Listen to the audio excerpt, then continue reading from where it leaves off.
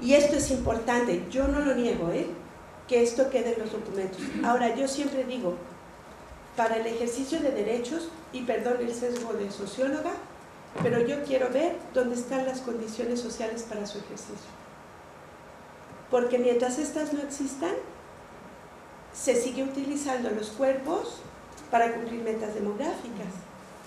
Se sigue esterilizando no a la mujer clase media, a las indígenas, ¿no? Y bueno, es interesante cómo a pesar de todo esto que ha sido cuestionado, ¿no? Cada vez menos, y ustedes lo pueden platicar con feministas de ONGs, tenemos posibilidades reales de incidir, ¿no?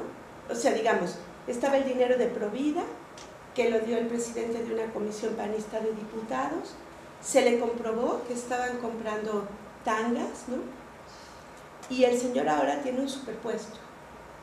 Pero claro, en un país donde no hay rendición de cuentas ni revocación de mandato, resulta muy complicado que el trabajo de las compañeras feministas, que fueron quienes lo balconearon, ¿no?, tenga un efecto. Ese señor tendría que estar en la cárcel, ¿no? Y sin embargo está ocupando cargos. El diputado, el otro señor pues, vive su vida. Esa persona no es perseguida, ¿no? Y son los antiabortistas, los antidiversidad sexual. Y es una lucha permanente en donde el feminismo tiene un papel crucial. Aquí y en el resto del mundo, porque el proceso, digamos, de derechización ideológico es continuo. Entonces, muchas cosas que parecen ganadas no lo están. Y en ese sentido el feminismo sigue teniendo muchísima importancia, ¿no? Bueno, y bueno, algo que hemos reiterado, que no basta que seamos mujeres quienes ocupemos los cargos, ¿no? Bueno, la noticia de la semana, el Bester Gordillo. Me da igual si fuera el Wester, ¿no? Digo, es mujer. Entonces, digamos, seguir reivindicando la mujer al poder dentro de los mismos poderes me parece por lo menos absurdo, ¿no? Es como desde otra construcción. Ya estamos. Entonces, bueno, yo les sugiero, a no ser que tengan mucha urgencia de participar, que pudiésemos ver la película y guardemos las preguntas, ¿no? Este es un ejemplo de lucha del feminismo de la igualdad, ¿no? La lucha por el sufragio. Que les di muy brevemente, dudas, comentarios y respecto a la película.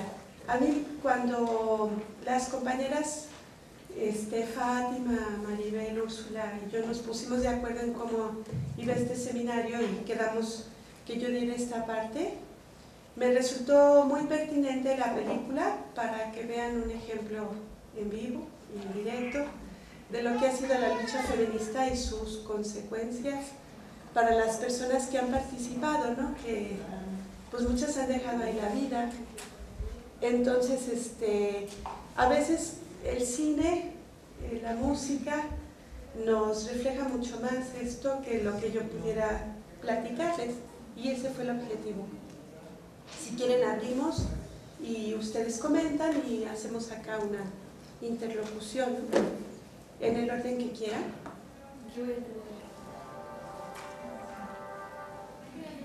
Paloma, y primero Daniela y luego Paloma, ¿sí? Bueno, a mí me hizo, bueno, en la película preciosa, me hizo mucho sentido una cosa que me acuerdo cuando yo empecé a adentrarme en esto de los estudios de género, hablando de la perspectiva de género y todo, ¿no? La primera hora del feminismo que vendría a ubicarse en la lucha de estas mujeres. Y yo tenía una actitud muy descalificante frente a estas mujeres de la primera hora del feminismo, porque desde mi punto de vista decía, bueno, pero en realidad luchaban solo por la igualdad, pero en realidad no tenían o no hacían reivindicaciones de género. Solo era un tema de paridad, por así decirlo, en términos de votar, pero ni siquiera luchaban por esto de participar en política, o como les decía el periodista ahí, ¿no? Bueno, no solo votar, sino también ser votada. Y en realidad, después con el tiempo te das cuenta que sin estas luchas iniciales tan importantes para los movimientos, no tendríamos lo que tenemos ahora.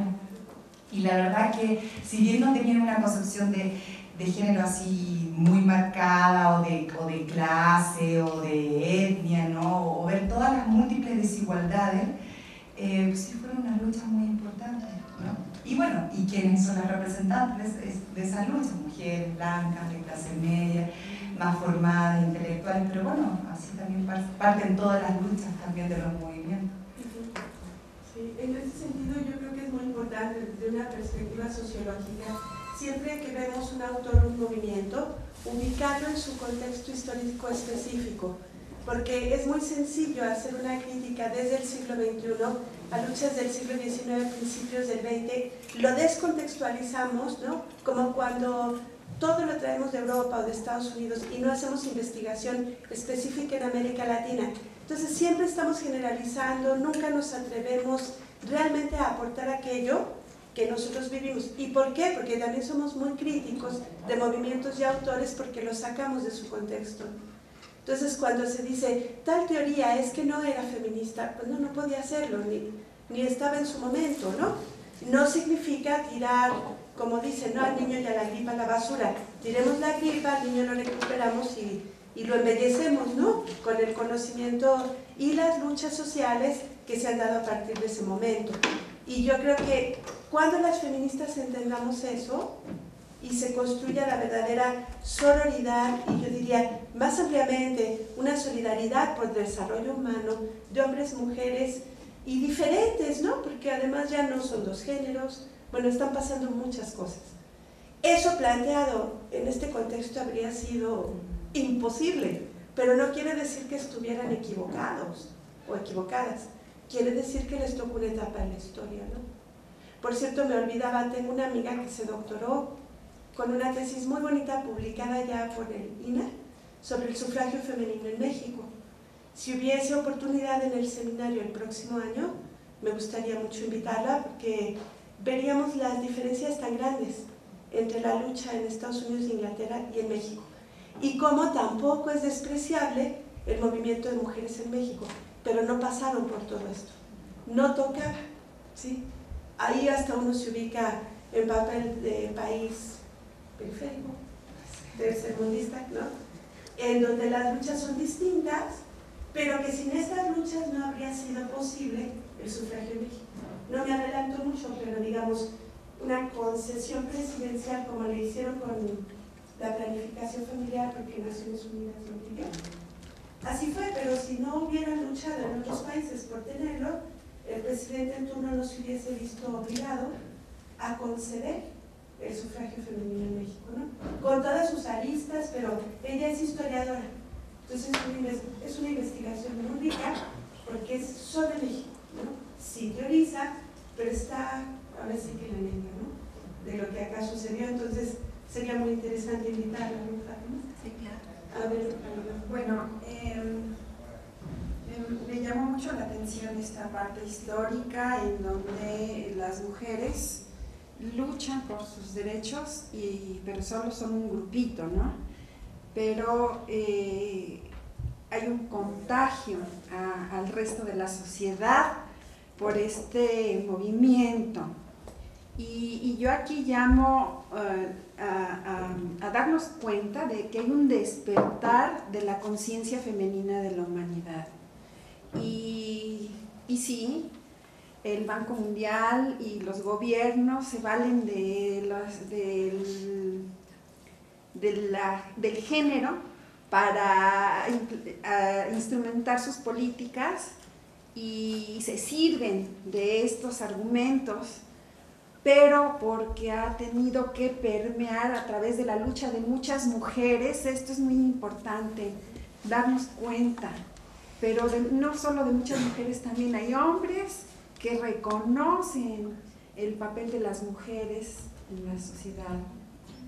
Y sobre todo, creo que lo principal es que las mujeres nos reconozcamos que somos actoras, partes,